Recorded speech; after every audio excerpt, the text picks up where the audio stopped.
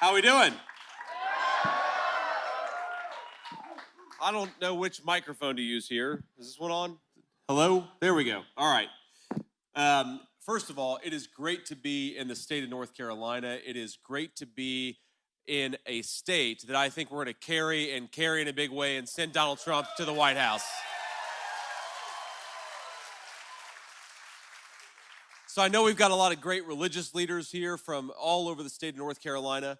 And before we get started here, I just want to call attention to something that you probably have seen in the news, which is that a Charlotte police officer was seriously injured in a traffic incident last night. And I know we're all people of prayer in this room, so I'd ask us all let's just take a moment of silence, actually, and pray for the officer's full and complete recovery. And let's do that right now.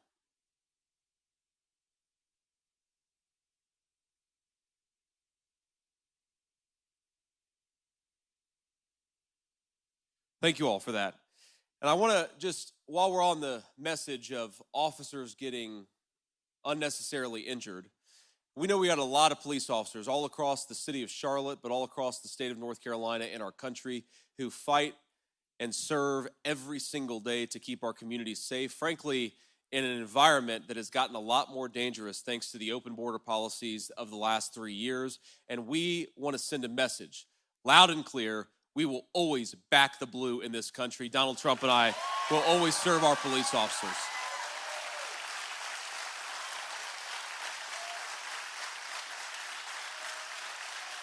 Thank you. So I want to recognize a few VIPs here. First of all, you guys just heard from the great RNC chair, Michael Watley. He's doing a great job at the RNC. Thank you, Michael. Wherever you are, I think he's backstage now. We're also joined by Congressman Greg Murphy. Where is Greg at? Greg, thank you so much for being here. We've got Republican nominee for North Carolina Attorney General, one of the great people in Washington. We're sad to lose him, but the federal government's the federal government's loss is going to be the gain of the people in North Carolina. Dan Bishop, one of my favorite people in Washington. Dan, thank you, man.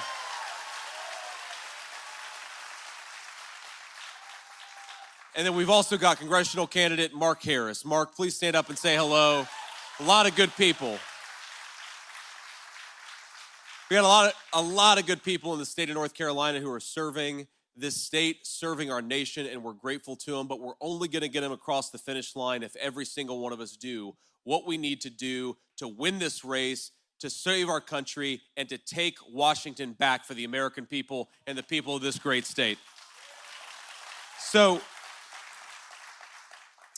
I want to talk just a little bit about my faith, because I know that everybody here is a person of faith, or you wouldn't have come to this particular event. And, you know, I actually was a person who was raised in a Christian household by a grandmother who loved me deeply and took care of me because my own mother was unable to take care of me because my mom struggled with opioid addiction for a big chunk of my early life. And, you know, Mamaw was one of these people who, despite the fact that she really loved the Lord and she took her Christian faith very seriously. I mean, she was a woman who hadn't graduated from high school, much less college, but she thought more about what her faith required over than any person I have met before or since. But Mamaw wasn't a regular churchgoer. Sometimes we'd go to church. Most of the time we'd watch, you know, Trinity Broadcasting Network at home on Sunday. And one of the things that we watched a lot of growing up is a lot of Billy Graham revivals.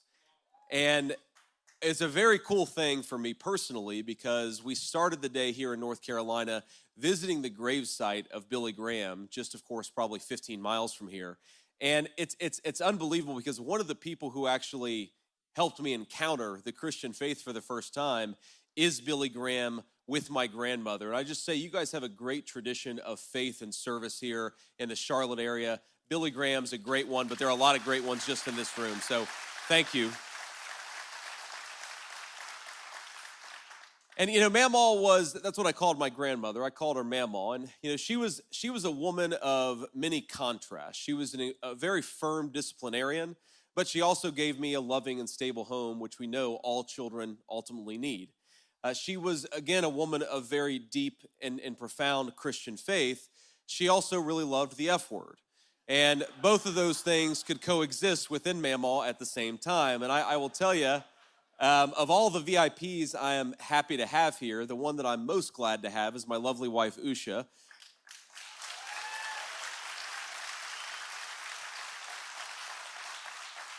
And I love being on the campaign trail with my wife. It's fun to do this as a team. We do everything as a team, but this one in particular has been a great joy for me. But I think that the one thing that my wife would change about me is that sometimes I talk a little bit like my mamaw does.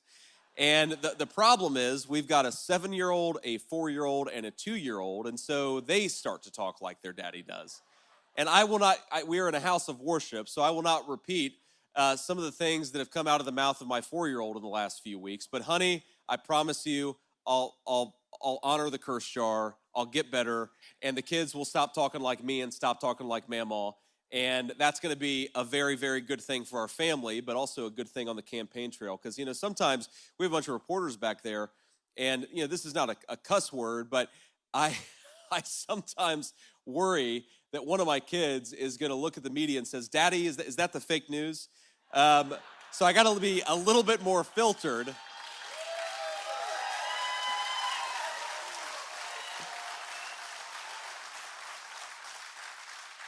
I got to be a little bit more filtered, and like I said, honey, I'm going to commit to that work every single day. Now, I think like a lot of young people, and a lot of people who were raised in the Christian faith, I started about the time that I was sort of towards the end of my Marine Corps service, started to feel like I was smarter than the woman who raised me, and that I knew things that she didn't do. I think a lot of 21-year-old kids, they get this idea that they know everything, and they forget the wisdom of prior generations, and that was certainly me when it came to my faith. And so by the time that I got out of the Marine Corps, which was in 2007, and went to college, I really considered myself a non-believer. I might have even called myself an atheist from time to time, because I sort of assumed that Mamaw was wrong, and that the only people who believed that what she believed were superstitious and backwards, and I was arrogant. There was an arrogance there. And one of the things that really led me back to the Lord is a recognition that I didn't know everything, and that there was some wisdom. Even though my grandmother was not an educated woman, she was a very brilliant woman, and there was a lot of wisdom in the faith that I had discarded as a young man. And in particular, when I met and fell in love with my wife, Usha, and I started to think about the big questions, not about getting more education credentials or about where I was going to work or trying to make more money. When I started thinking about the important stuff, like what kind of a father did I want to become? And what kind of a husband did I want to be to this lovely person who I'd fallen madly in love with? That led me back to the Lord, because I found the answers in the Christian faith of my grandmother for what I needed to be as a husband and father. And that recognition that, God didn't care about how much money I made. God didn't care about where I went to school. God didn't care if I wrote a best-selling book or ran for vice president. But God really did want me to be a virtuous husband and a virtuous father. And that made me realize that the Christian faith that I had discarded was, in fact, the best solution to the problems that confronted me as a young man. And that got me back on the journey to my faith. And my wife, despite not growing up, not being a Christian herself, not growing up in a Christian household, was incredibly supportive. And eventually, I was actually, in 2019, I was baptized for the first time. And that was...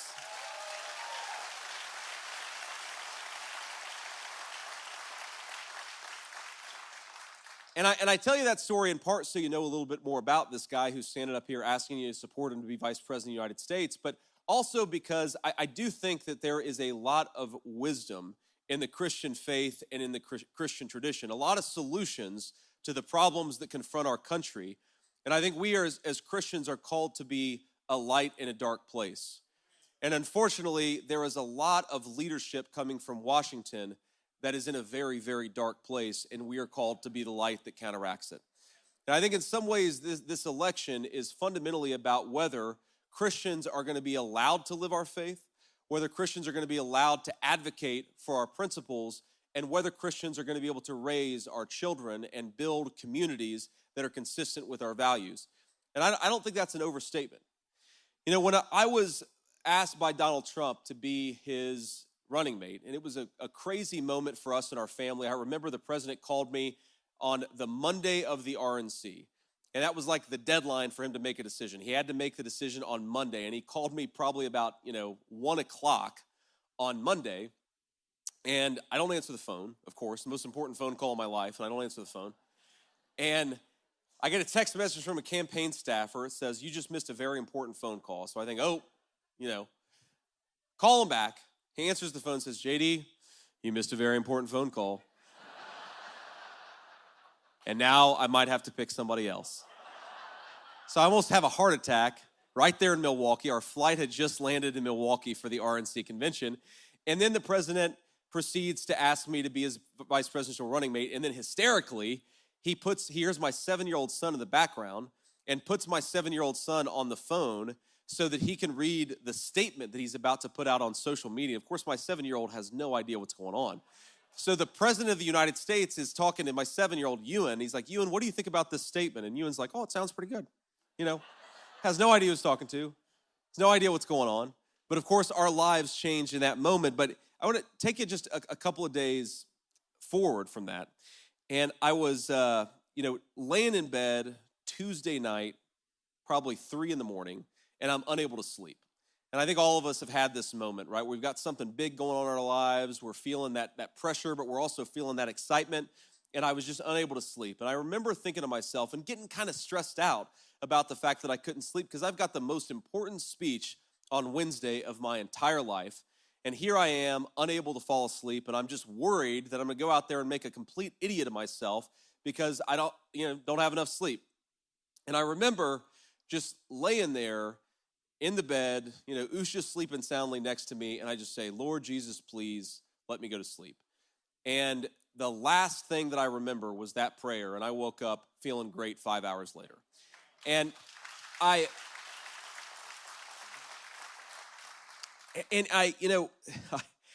one of my favorite theologians is a guy, is a movie character played by Samuel L. Jackson in the movie Pulp Fiction. You ever seen that movie? Well, if you haven't seen that movie, it's very R-rated, but Samuel Jackson is almost shot in that movie, and he's a gangster, and he basically decides because he believes that God has saved him from getting shot that he's not going to be a gangster anymore. And I'm going to butcher what he says exactly when he's talking to his friend, his fellow gangster, who's like, that was not a miracle. That was just something that happened. And I think that's exemplifies the debate that we sometimes have, those of us who are spiritual people, who are people of faith, have with non-believers is we see the work of God in a lot of what's going on in the world, and they just see random coincidence. And so he says to his friend who just sees random coincidence, he said, look, whether this was an according to Hoyle miracle is insignificant. But there are a lot of things that happen that people think are miraculous. God finds my car keys. God changes Coke to Pepsi, But what is significant is that I felt the touch of God. And I remember feeling in that moment, like, even though, I said a prayer and I went to sleep, but I felt the touch of God. And that's what makes it a miracle to me. And I think that what we have to think about in this election is we have to remind our fellow Americans, whether they're believers or not, that the touch of God is still a very real thing in this country. And we have to make people see it, feel it, and experience it every single day.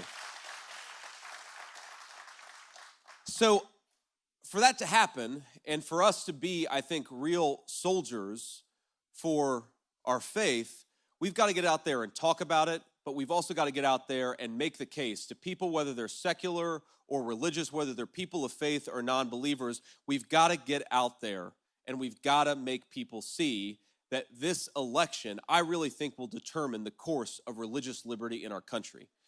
Because when we talk, my friends, about persuading people, or when we go and knock on doors or talk to people about our faith, or when we try to raise our children to share our values, what we're really doing is living in a country that is blessed with religious liberty.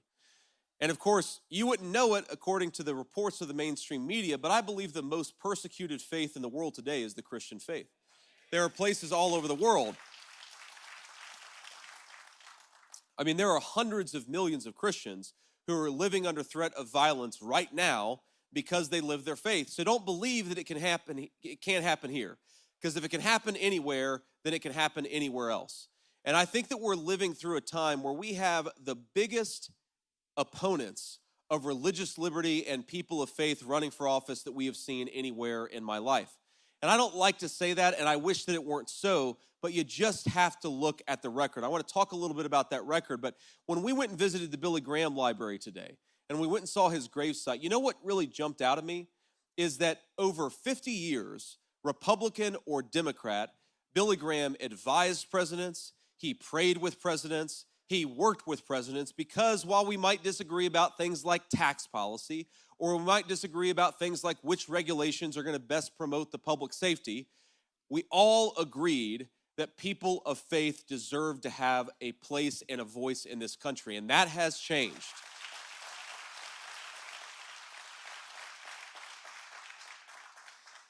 Now, let's just run through a number of ways in which the Kamala Harris administration has been a chief opponent of freedom of conscience, of free speech, and of religious liberty in this country. Number one, Kamala Harris, despite the fact that she says that she stands for working people, despite the fact that, her running mate has this slogan, "We believe in America that people ought to mind their own damn business," both of them pursued policies that would have people fired for refusing to take the COVID vaccine shot. Remember that? And there are a lot of people, a lot of military veterans, a lot of nurses in our hospitals at a time of a terrible healthcare and hospital shortage, a lot of workers, millions of them across this country, who felt the pressure of Kamala Harris's war on freedom of conscience and on bodily autonomy when it came to that vaccine. So, this is not an abstraction. This is not just a difference of what two candidates are proposing. This is a difference between two candidates and their records. Because whether you believe that you should take the COVID vaccine or not, Donald Trump and I believe that is your decision, and you shouldn't be fired for making a decision according to your conscience.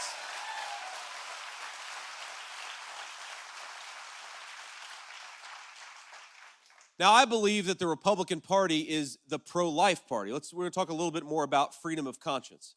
Now, we're the pro-life party because we believe that every life is precious from the moment of beginning until the moment of natural death. That is our belief as Republicans. And by the way, we're going to have disagreements from time to time about how best to advocate for all of the most vulnerable people in our society, but I think that is a fundamental principle of the Republican Party, and it will stay that way.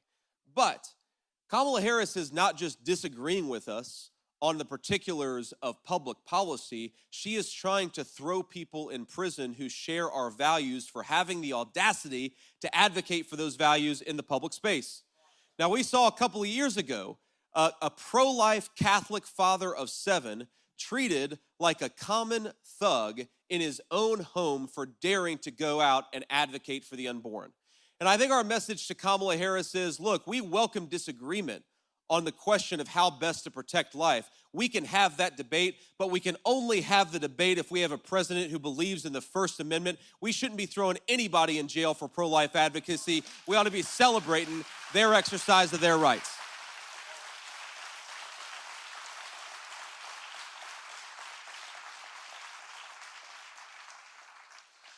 Now, can we possibly forget a few years ago? Now, Kamala Harris would love for you to forget that her administration has been the biggest advocate of letting progressives take over the public schools in this country's history. Now, I happen to believe that whether you're going to a private school or a public school, parents ought to be able to raise their kids according to their values and let the parent...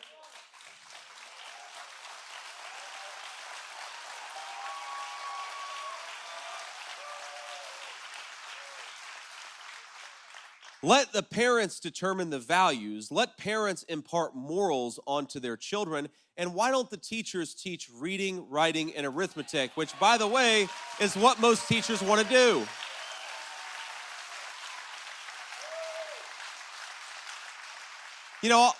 I'll never forget this. I was talking this is during my Senate race, and I was talking to somebody in Ohio, but she had actually been a teacher in North Carolina when there was the big debate about whether we were going to let biological males in girls' bathrooms, right? That was a big debate in the state of North Carolina a few years ago. Of course, it's still a live debate all across our country. As crazy as it is to me, we want to protect our young girls, and part of the way you protect them is to ensure that sex predators are not allowed into the restrooms. Very common sense. But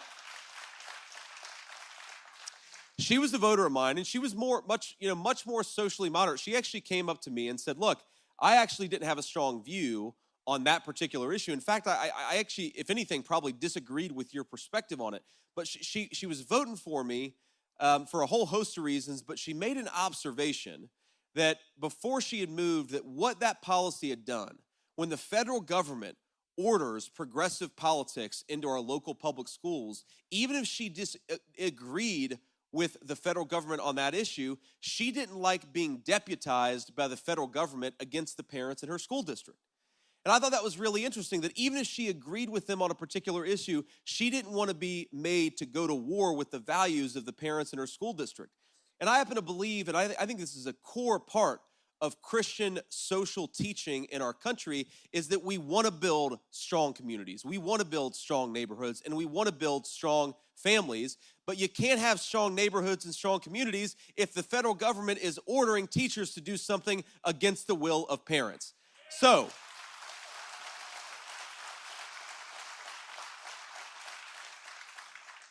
Donald Trump and I promise a federal government that will be allies of parents in teaching their children their values, and also allies of parents and teachers who just want to teach kids reading, arithmetic, and writing at school. Let the progressive politics stay out of the classroom.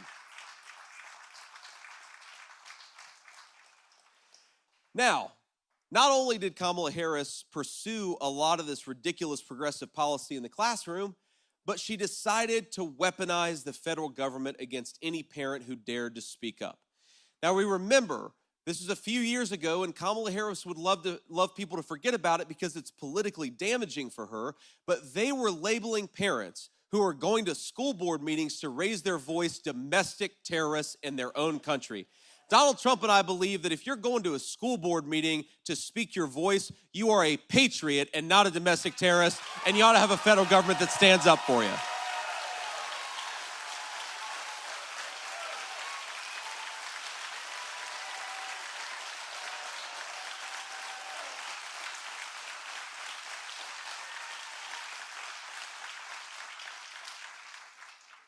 And if you look on issue after issue after issue, Tim Walz, as governor of Minnesota, pursued legislation that, one, would do abortion right up to the moment of birth, even to the point where doctors wouldn't be required to provide life-saving care to a baby who survived a botched abortion. We can disagree about abortion policy, but that is just sick. That is just sick. Nobody like that should be anywhere near the Oval Office. But then you talk about Kamala Harris pursuing policy after policy after policy to censor Christians, to silence people, to prevent them from exercising their rights. And I think the contrast in this election couldn't be any more clear. Whether you're a person of faith or not, whether you're a Christian, a Jew, or any other faith, Donald Trump and I believe the First Amendment protects your right to live your faith as you see fit and raise your children in the values that matter to you.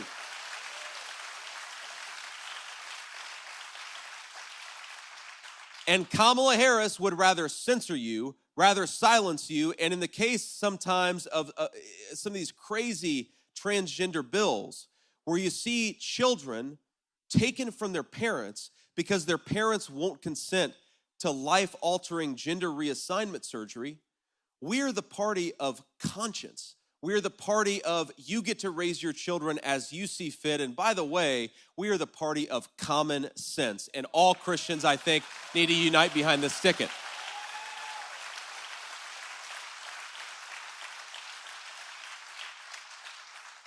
Now, the president, it's interesting. The president called me about, what is today? Monday. He called me, by the way, when you run for vice president, you don't know what day it ever is. It's actually amazing I came up with Monday so quickly, because half the time I really don't know what day of the week it is. But 8 days ago, the president called me, and he told me that he had been, they had taken another assassination attempt at him. And of course, my first reaction was disbelief, but the first thing that I said is, sir, are you okay? Not just physically are you okay, But, that's a traumatic thing to go through, and he's now gone through it twice in as many months. And I'll tell you, Donald Trump, I really believe when you see that clip of an assassin's bullet missing him by just a few millimeters, I believe that Donald Trump is here by the grace of God, and all of us should be grateful for it.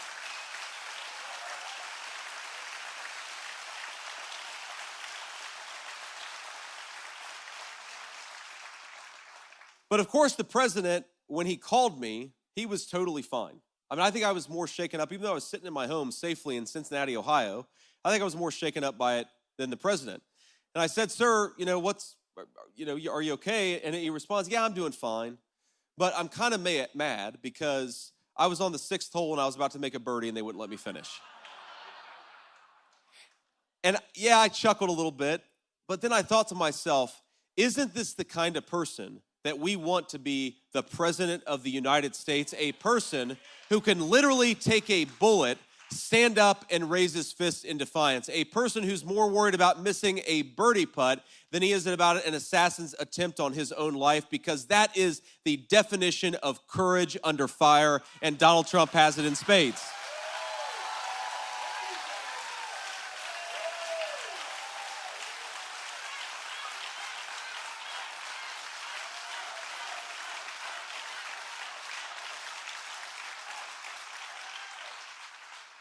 Because look, you're going to disagree with us from time to time. I think in this room we probably agree on 95% of issues, but you're not always going to agree with even your favorite politician in the whole world. But what we need in office is not just a person who has the right ideas on public policy or who substantively agrees with us more than the other candidate. What we most need in the Oval Office is somebody who shows courage and grace under fire. Because we know, my friends, we know that eventually some crisis is going to break out somewhere in the world. And we know that the president of the United States is going to be the person who gets the phone call when that crisis breaks out. Who do we want representing the American people and fighting for our interests? Kamala Harris, who's afraid of the American media, or Donald Trump, who can take an assassin's bullet in stride and get back to work the very next day?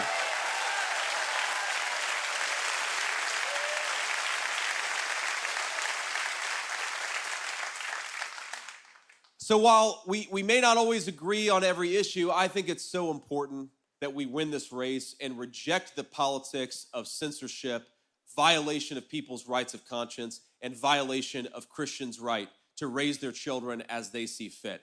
I think we need to send a message from this room, from the entire state of North Carolina to Kamala Harris, that we reject the politics that tells people that Christians can't live their values. We reject the politics that tries to silence people. We reject the politics that tries to fire people for not wanting to take a COVID shot. We reject the broken politics of Kamala Harris, and we're going to send her back to San Francisco where she belongs.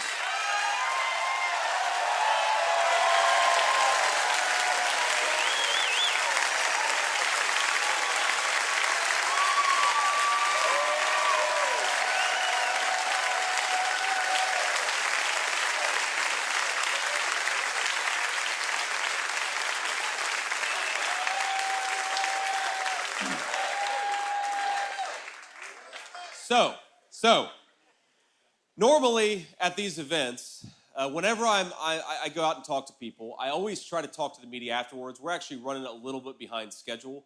And so I'm just going to say a few more things. I want to talk about Get Out the Vote and how all of you can play a major role. And then I want to move on. But, I want to, the reason why Get Out the Vote is so important, especially with Christians, especially with people of faith, is because the media in this election has shown a willingness to completely cover for Kamala Harris's radical record. Now, we talked about a lot of issues that are important for people of religious faith. Of course, obviously so, we're in a church talking about religious liberty. But let's talk about, Christians care about the economy, of course, because Christians believe that if you work hard and play by the rules, no child should go hungry and no family should be unable to provide the basic necessities of life.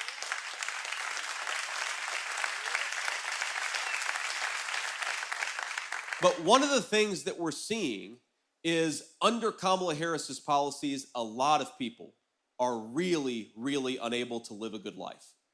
And I think the media ought to talk about that more and maybe even ask her some questions about why Kamala Harris said that she wanted to defund the police, but now she doesn't. Or why she said that she wanted to end all deportations, but now she doesn't. Or why she said she wanted to end fracking and offshore drilling, but now she allegedly doesn't.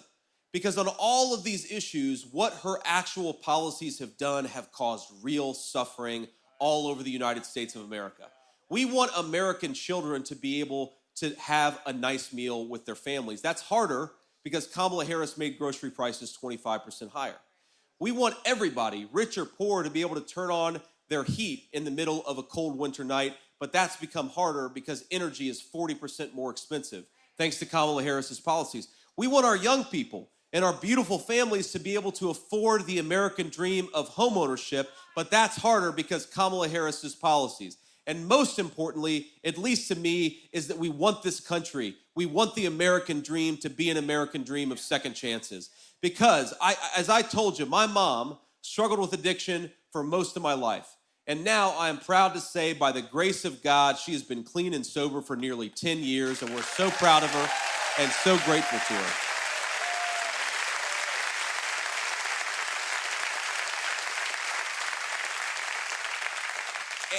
But as I remember being a teenager, and I remember praying at my mom's hospital bed because she had taken something that we didn't even know what it was, and we were worried she was never going to wake up.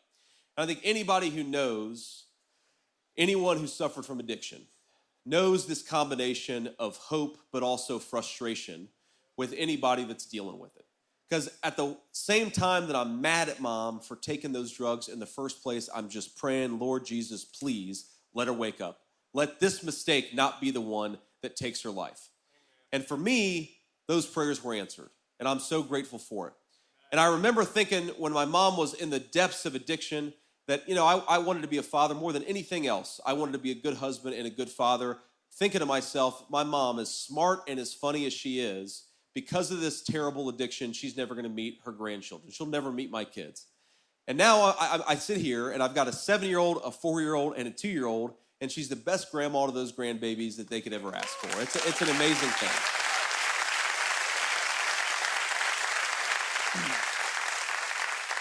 So we got that second chance with mom. She spoils them a little bit, but the grandmas in the room will know that's just par for the course. But we got that second chance with mom. And I believe that the reason we got that second chance is because the poison that's coming across the border in 2024 is not the poison that was coming across, thank God, 15 years ago.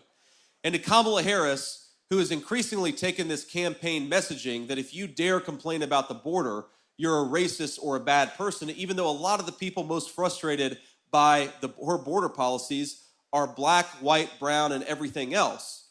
She attacks people for daring to complain about her failures. But we don't believe that we need a southern border because we hate anybody. We believe we need a southern border because we love the citizens of our own country and we want them to have second chances. And that has got to happen.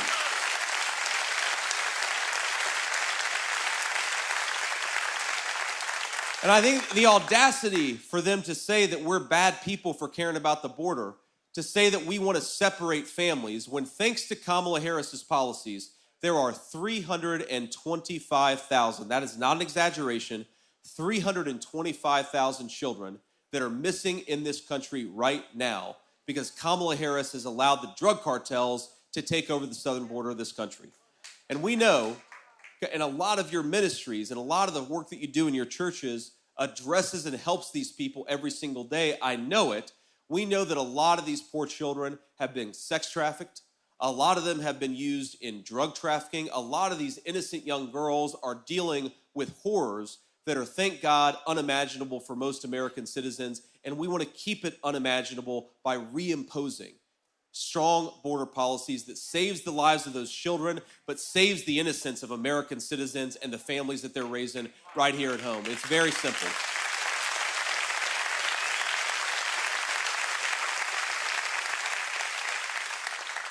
But we are not going to do that. We're not going to get that chance to improve this country and to solve the people's problems unless we win. But I got some good news for you. 43 days from now, we are going to do exactly that. We're going to win the state of North Carolina and turn the entire country red.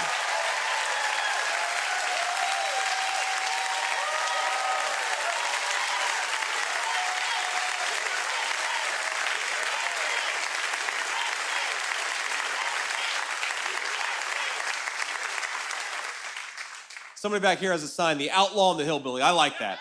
I like that. But look, we're not going to do it unless we work our tails off. Because as confident as I am that if the election were held today, we would win. And the election, of course, is going to be held on November 5th, and we're going to win then. But my friends, it is tight.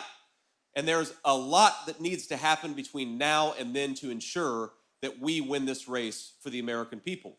But we're never going to get a fair shake from the media, and we're never going to get a fair shake, of course, from the Democratic operatives. But of course, I repeat myself because the Democratic operatives and the media very often one and the same. But what we do have is the power of our voice and the power of the American people.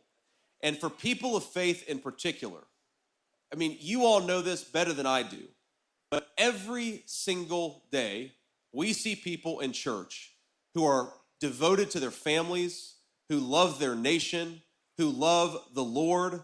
But when it comes to election day, they just don't show up because they say politics doesn't matter, right? They don't care about politics. Well, my friends, when you've got Kamala Harris, the biggest threat to religious liberty we have had in at least a generation, you better care about politics because Kamala Harris's politics, they care about you. They're very simple. And so what we've got to do is use our voice, use our platform, use our pulpit, use the connections that we have to make sure that people of faith get out there and reject the Kamala Harris politics that is an assault on religious liberty and parental rights. And the only way that we're going to do that is if you talk to people. So every single day over the next 43 days, I want you to do everything that you can to get out there and fight for this country and make sure people get out to vote. And I'm going to make two very specific requests. Now, the first is, if you would, stand up and take out your phones. Everybody here, stand up, take out your phones. And all of us, we use social media, whether it's X or Facebook or Instagram or whatever social media network you use. And so what I want you to do, whether you take a selfie or you take a photo of me, take a photo right now. And here's what I want you to do with that photo. I want you to post it on whatever social media you use, and I want you to tell people why you're voting for Donald Trump in November. Because even though they're not going to tell the full story of what happened here today, and even though we're not always going to be able to get our message out through the left-wing media, we can get our message out through one another. So please, get out there, talk to as many people as you can, talk to them at church, talk to them on social media, make the case for Donald Trump, and we will win. Now,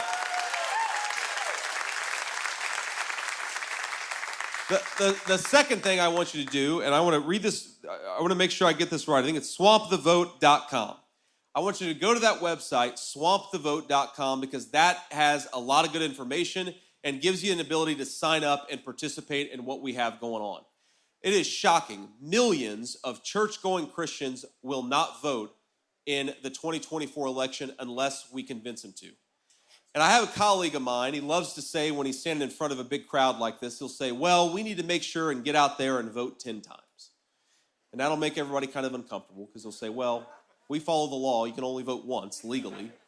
But what he means is vote 10 times the legal way.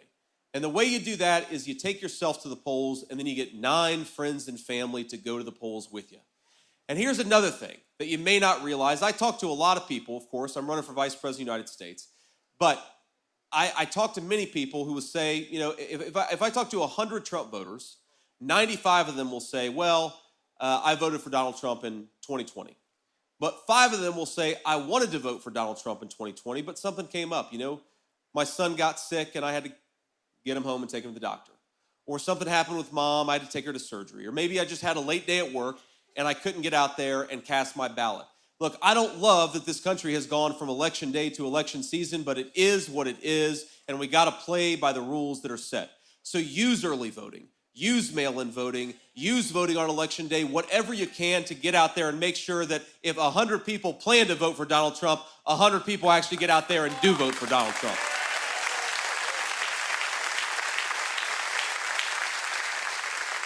And I'll leave you with just this final thought, my friends.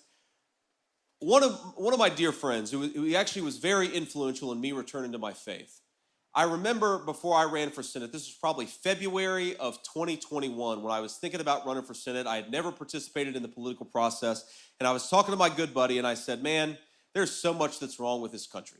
I was frustrated with so much, and I kind of went through, at the time, some of the big corporations in Georgia were going after the state for passing very moderate voter ID laws, and Kamala Harris and Joe Biden were out there arresting pro-life Catholic fathers of seven.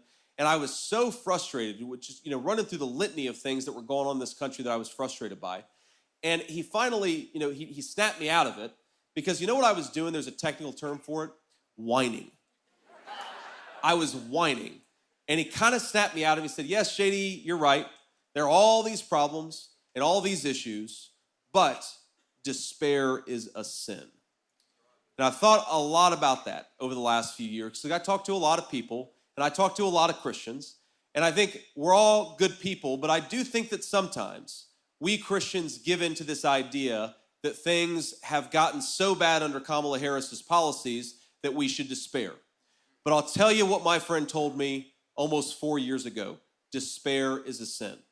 They want us despairing.